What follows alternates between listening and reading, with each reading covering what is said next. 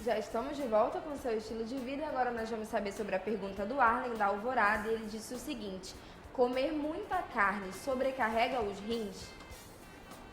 Sim, não só o rins como o fígado. Lembra que eu falei há pouquinho que quando uma pessoa tem hepatite, ela está com o fígado comprometido. Então a carga viral está muito alta.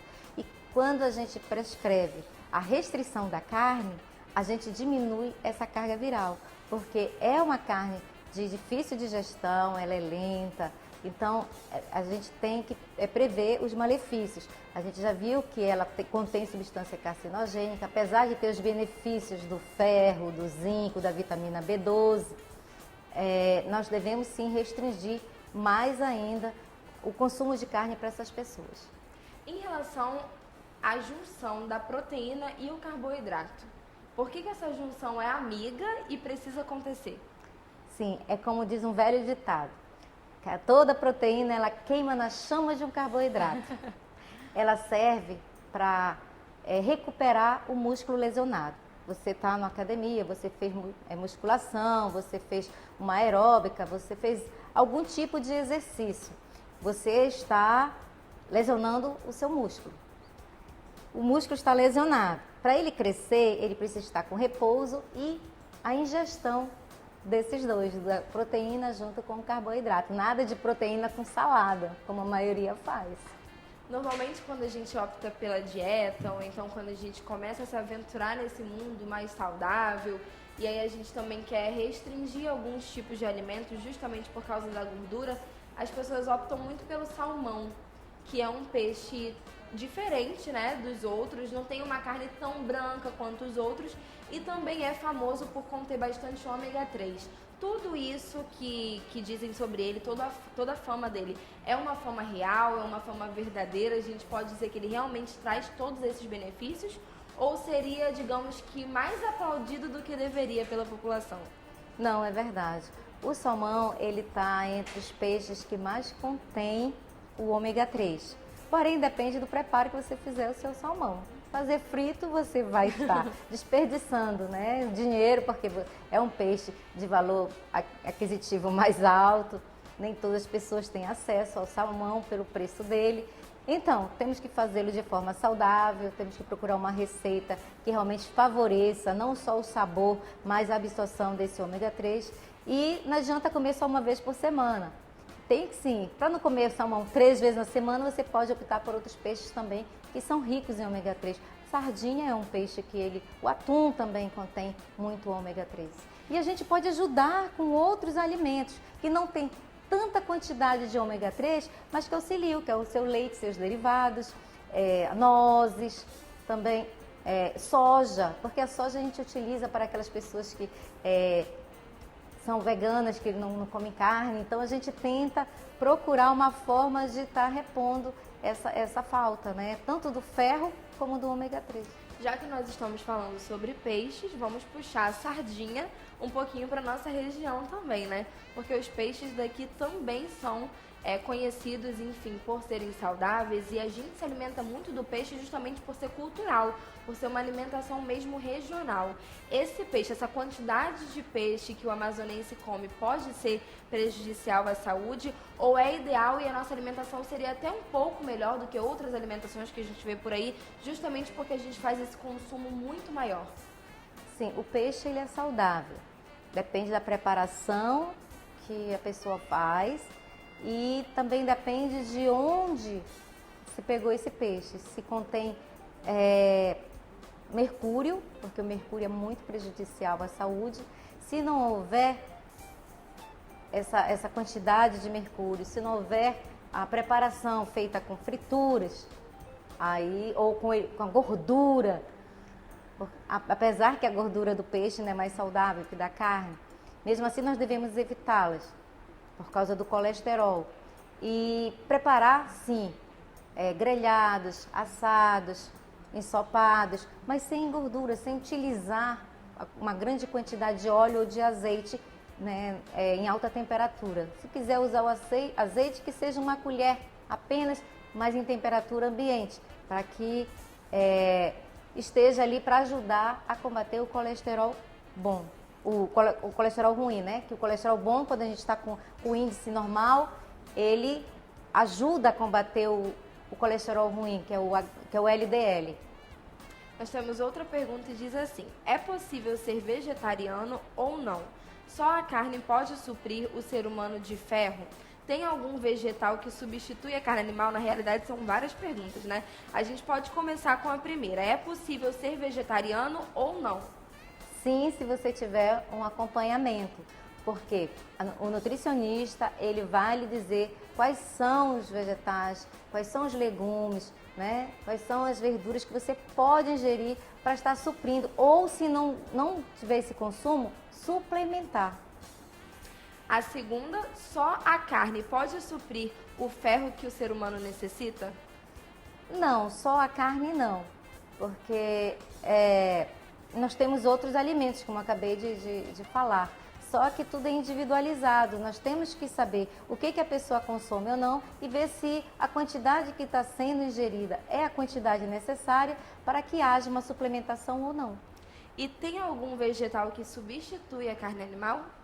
Não, nenhum vegetal em si substitui. Há sim uma junção de alguns vegetais, de algumas verduras, de alguns legumes que possam ser prescritos para que a pessoa tenha a absorção correta. Qual é a diferença da carne vermelha para a carne branca? São os benefícios e os malefícios. As carnes brancas, elas têm menos nutrientes, um pouquinho menos que a carne vermelha. Ela tem muito mais, principalmente o ferro. Então, é nesse parâmetro. A gente tem sempre que estar atento. E normalmente, quando se vai fazer dieta também, é interessante. A gente sempre pensa nas carnes quando a gente fala sobre dieta, né? E normalmente, quando se vai fazer dieta, realmente a gente prefere abrir um pouco um pouco mais da carne vermelha e optar mais pela carne branca, justamente por causa disso, né? Porque a carne branca, ela te dá uma sensação de bem-estar. A carne vermelha, você se sente um pouco pesado. Por quê? Porque ela dá difícil digestão, ela vai ser mais lenta. Então você já acha que você diz, puxa, eu mudei, eu estou me sentindo bem melhor. Mas é por isso. É por essa rápida digestão que te dá uma sensação de leveza. Você não fica com o estômago pesado, como as pessoas costumam utilizar essa frase. Ai, tô com o estômago pesado. É essa a diferença. Quando a gente fala que é uma carne gorda ou uma carne magra, o que significa isso? O que é uma carne gorda e o que é uma carne magra? A carne gorda é aquela onde existem as gorduras entre elas, é onde fica o mais próximo da gordura do animal. Então, a picanha, que é uma carne gostosa, todo mundo gosta do churrasquinho, ela está entre as das carnes mais gordas. A carne de porco é muito gorda. Antigamente, sim. O porco era criado dessa forma, para ter muita gordura. Achava-se que a gordura do porco era saudável. Hoje já não se tem mais essa ideia, já não tem mais esse costume. O porco ele não é mais criado para ficar muito gordo, então ele se tornou uma carne mais saudável. Ele tem um benefício maior em relação à carne vermelha? Ele é mais saudável que a carne vermelha? Sim, desde que ele não seja acompanhado com essa gordura. E falando nisso, doutora, existe uma carne bem famosa, uma carne que muita gente gosta e que não dá para negar que é gostosa, né, gente? É maléfica, mas é gostosa, que é o bacon. O bacon tá liberado, a gente pode comer bacon ou não pode comer bacon em hipótese alguma. Olha, o bacon ele não é muito recomendável, né? Porque se torna uma carne gorda. Existem aquelas pessoas que não podem viver sem. Então, quando uma pessoa dessa nos procura, a gente tem que ver, não pode viver sem um bacon, a gente vai prescrever, mas muito raramente, para que ele não fique sem comer o bacon. Então, a gente acaba liberando por uma questão mais de fazer com que a pessoa permaneça na dieta. Mas se a gente puder retirar, a gente retira. a gente fica com medo, né? A gente retira, se puder retirar, a gente retira, dá até uma dor no coração. Em relação aos hambúrgueres também, já que a gente está falando do bacon, o hambúrguer costuma ser carne processada. E a gente já conversou de que essa carne processada não é tão aconselhável quanto as outras carnes naturais. Mas hoje em dia já existem os hambúrgueres de carne caseira.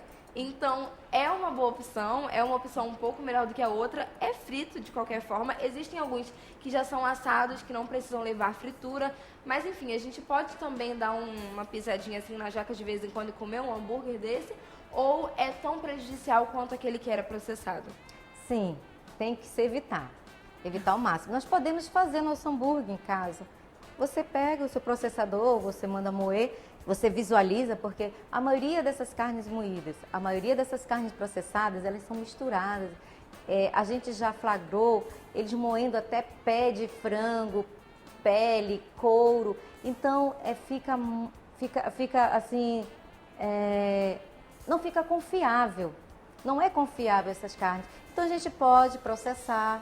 A gente pode mandar moer, comprar carne separada, mandar moer, comprar uma carne magra. E você vai e faz o preparo em casa, sem muita pimenta do reino, sem muito sal, por causa do sódio. Existe o sal rosa.